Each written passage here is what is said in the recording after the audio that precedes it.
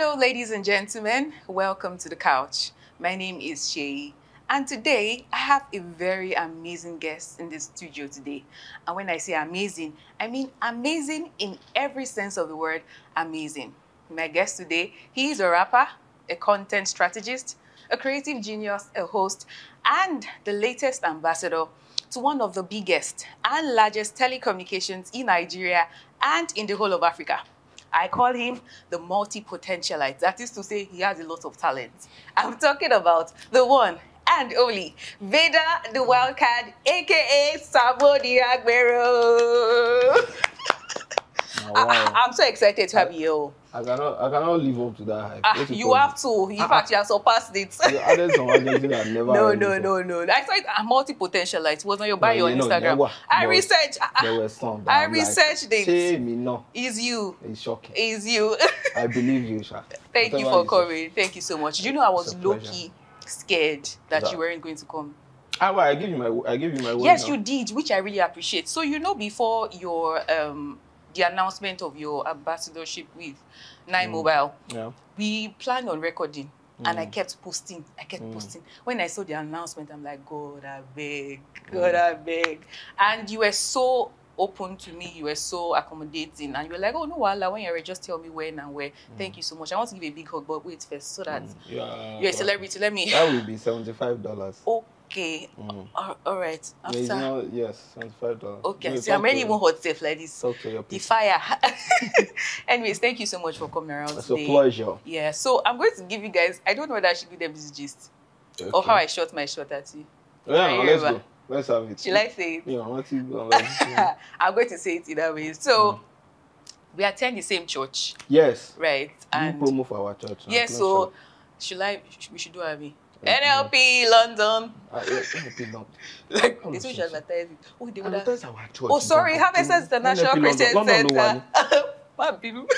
Harvester International Christian Center. Pastor Bolaji is our senior pastor. Yes. Pastor Soji Peter Anthony Campos. So please, we invite you. Anthony Campos. Anthony Campos. Ikeja Magodo. Sorry, go and advertise you in another place. Harvester Anthony Campos. Yes. Pastor Soji Peter. Yes, exactly. Yeah, I like the vibe. In fact, I'm going to do internship under you. That will be $275. You like monogamy. But let me be noting it down. So, all right. I was going to say my lawyer will get you. My accountant. So you have lawyer? I do have. His accountant, I have. Accountant. What are you doing that requires? His accountant I will reach out to you. Anyways, let me give you the gist that nobody asked, right? Okay, so I invited somebody to church, and this person was like, oh, I saw Samo The Agbero in your church. I'm like, in my own church. I said, I didn't know. Maybe I seen double. Then, like 2 Sundays after, I was lifting up holy heads. Oh my God! Then I sighted this fine boy over there, and I'm like, who is this? Who is this? It's me. Funny enough, in fact, I know this. So projector on your back. You want to go necessary. That's why I used to come for first service. First service, I don't even know the service I came for. But I was second. I can't remember. But that time, I double portion of. Oh, nice. Stress. Interesting. You get me? Yeah. So as I was lifting up holy hands, I saw this fine boy. I'm like, I will shoot my shot at him. And funnily enough, this idea of me having this show was already in my mind. And I was talking to God about, okay, who can I invite and all of that. I just felt like this was my go-to person. And it was not a coincidence that when I stepped outside church, you were talking to Pastor Komi. And I was going to meet him that day to have a discussion about something. And I saw you and I told you this and this and that. And like they said, the rest is history. Our wedding is next month. Yes, we are here for pre-wedding shoot. Yeah, so we just said let's do a video and pre-wedding shoot at the video. Yeah, so this is get to know the couple. The customer messed up. Yeah. They did not send us the details for the dressing. You didn't. As you can see, we are not coordinated. We are not. There's no pillow. We are going to sack the guy. We are going to collect our money. Anyways, thank you so much for coming. I know I have said this to you before, but I must say it again. I love how confident you are. Like, even before saying anything, you exude confidence, so much confidence. And I really like it about you. And I like that you can do so many things. You write so well. I see your WhatsApp status, what you write on Instagram. You speak well, you host shows, you're a content creator. You do a lot of things. You're a rapper. And you called yourself the multi-potential. Like, I have to go and Google it, the real meaning. Okay. And I saw that somebody that, you know, knows how to do a lot of things and does it well. You know, a lot of people can do things and they don't do it well. You know, attain mastery. Yes. So I'm curious, how was your growing up like? I'm so curious to know that. So my growing up was not... It was in parts, right? So I had the period where it was just the, you know, the usual, we'll go play and all of that, and then there was the part wherein, you know, I started to, based off of my interests, right? I started to do things that were not, you know, obtainable at that point in time, given like the age that I was in. So I didn't have toys as a kid. I didn't have any. Till now, I don't know how to ride a bicycle. The only thing I knew how to do, the only things I knew how to do as a kid, I knew how to play football. I was very good at football, and I was always reading, always. So, picture, my dad had, so we had the store in our house wherein my dad had about like maybe 15 years worth of newspapers. Wow, 15? Yeah, I'm telling you, 15 years worth of newspapers, journals, magazines, and books, right? So I was just being there, reading. I remember there was this particular holiday that I had I was in secondary school. I think I was still in junior secondary school then. We had this holiday, but it wasn't the long-term holiday. I think this was just for like 2 weeks or thereabout. I remember I spent the entire 2 weeks in that room. What? So I would only come out to eat and have my bath, go back into the room. I was sleeping there with, you know, it had this musky scent, because, you know, old newspapers now, you know, and but I was in there just reading. It had no bearing on my life. It had no relevance to where I was. I was even digesting information. I still have a plethora of useless knowledge. Like things that I know that they're not necessary information. I haven't found use for, right? But I just knew that was what interested me at that point in time. I didn't know it was going to serve me eventually with maybe my grasp on English words or like vocabulary and all of that. You get me? So that was what it was like from a scholarly perspective. Then my creative inclinations, my dad was I'll say, first of all, my dad was the funniest person I'd ever seen in my life, right? A hilarious guy. So he was a walking contradiction. He could be the funniest guy at this moment, and the next moment he could be the most stoic, like unresponsive, you know. So he walked that fine line. I used to look at him and marvel, like, this guy. So he'll crack jokes, we'll all laugh. I saw that as a superpower, so I used to try to do that, right? But I think it was just in me, and, you know, the fact that I was my dad's son just gave expression to that. So he picked that. He saw that I had the propensity to do that, so he would just banter, start cracking jokes. The entire house, you know, so I think that was how it started. Then in church, you know, my mom was a very, very church person, right? So, you know, drama group in church. We'll do Draw Your Sword. Oh, Draw Your Sword, yeah. I used to do that as well. We'll do newsletter. We'll come and read newsletter. So I used to do that at a very young age, you know. So the whole stage fright thing, I don't remember having it ever. So bordering on what you said earlier about confidence, and I don't know how to not be confident, you know, because it's second nature to me. You know, I just believe that there is no setting, there is no group, or there's no environment that I find myself that I will not be able to express myself. Maybe because of the things that I've digested. Yes. Knowing that I'll be able to flow regardless of the conversation or the topic. I love it. I love it so much. So you said a lot of things about your growing up. So which is your favorite? Everything. Do you have, so you don't have like one particular favorite memory? So out of 10, which is your best? The propensity to make people laugh. I still think it's a superpower, especially given our when you look at the socio-economic contemporary settings in Nigeria, there's not much to laugh about. All right. So, There isn't. you know, the ability to just sit down with somebody and elicit laughter from them, I don't take it lightly at all. So I think that has been the most constant thing in my life, comedy. I love it so much. Right? So I love it, man. Awesome. That's my favorite superpower. That's really good. I know you do.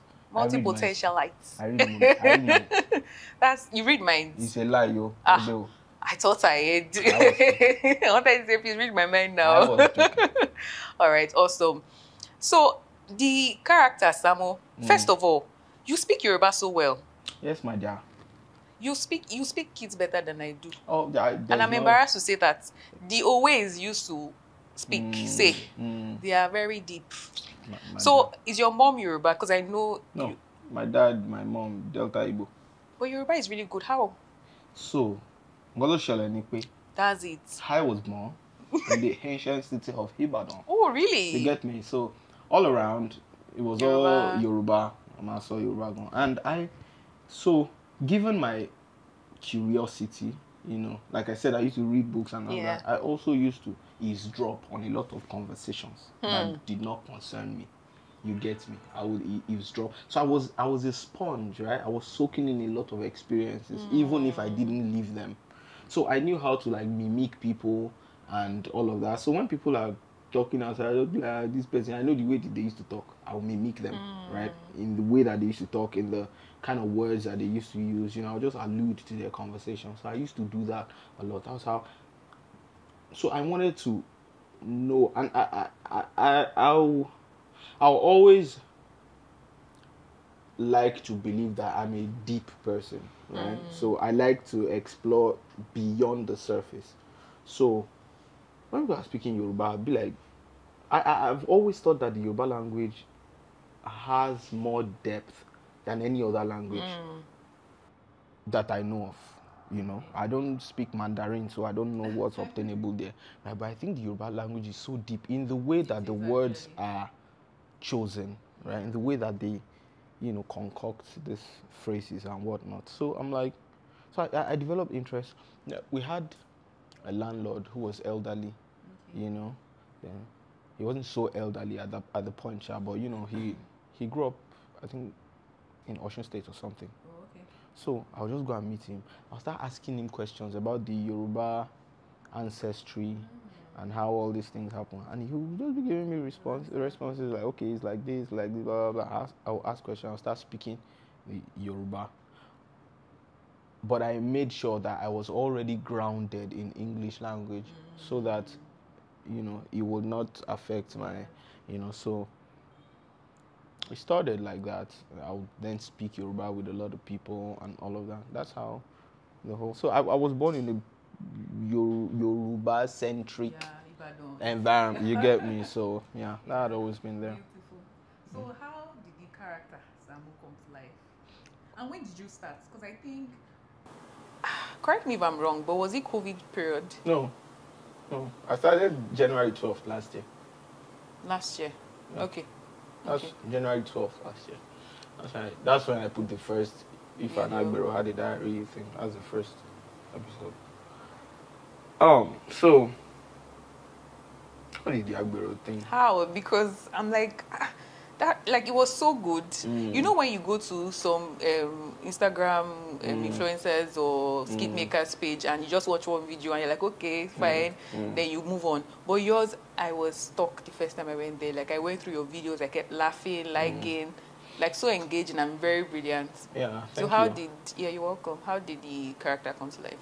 It was just, you know, like I mentioned, I grew up in Ibadan. Now, what I didn't mention is that I grew up close to an area called Molete. Oh. And if you know Molete in Ibadan, that used to be the headquarters of thuggery and hooliganism. Wow. In Ibadan, you know, because we used to have this politician in Ibadan, Okay. the late Alhaji Adedibu. He used to live there, so he had a lot of thugs around that area. Now, I grew up around that place, so I used to play football with these guys. You know, I would play football with, so, and I used to be very good, so it was easy for all these Agbero to like me. You know, like, I'm a back down. Understand? So they just pick me. So I used to learn their mannerisms. Apart from that, my dad was ridiculously popular.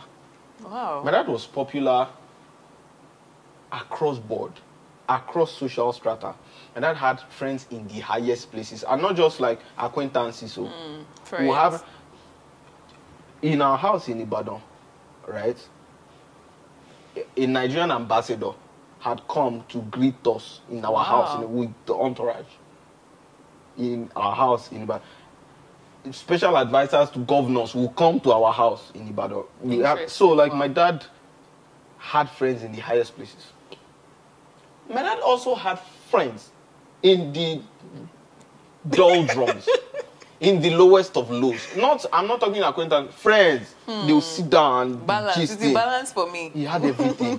You understand? So he was ridiculously popular. So there was already that preceding my growth, right? Omo master. They used to call my dad master. So Omo master. And then I was gifted in football, right? So that one was already. So, and all the thugs knew my dad. They were like, I'm a master. And, nice one. So they will be talking and they'll be interacting. I'll just be observing. So I was studying their mannerisms, the way they give themselves names, right? Those names were very. There was rhyme and reason to it, right? So I used to look at. There was intentionality behind it, so it wasn't random. You won't just meet a thug going by this name and think it's random. There's depth to it. So I used to think about it. I'm like, these guys. No, this is an entire ecosystem. So I got more interested. That's while growing up. I got more interested. I'll hang with these guys. Thugs, accomplished thugs, upcoming thugs, you know, and those who are still in the incubatory level, right? So I will have conversations with these guys. We play football, we'll bet, football betting. I was always in the team because I sabi. They will come sometimes and try to beg my dad to release me to come and play football, you know, because I was that good. But my dad he didn't want. Because he said he knew if I went into football, I would lose my head and abandon academics. So he didn't agree. But yeah, I was good. So I gained notoriety amongst these guys. So I had street credibility. Yeah. But you know, that experience, there was no expression for it because it wasn't like I wanted to be a thug or I wanted to be snatching ballot box. You understand? So like that part of me was like permanently relegated, so I thought. And I went to the university, I finished. You know, in the university, there was an opportunity to showcase that a bit, where we used to do arrow.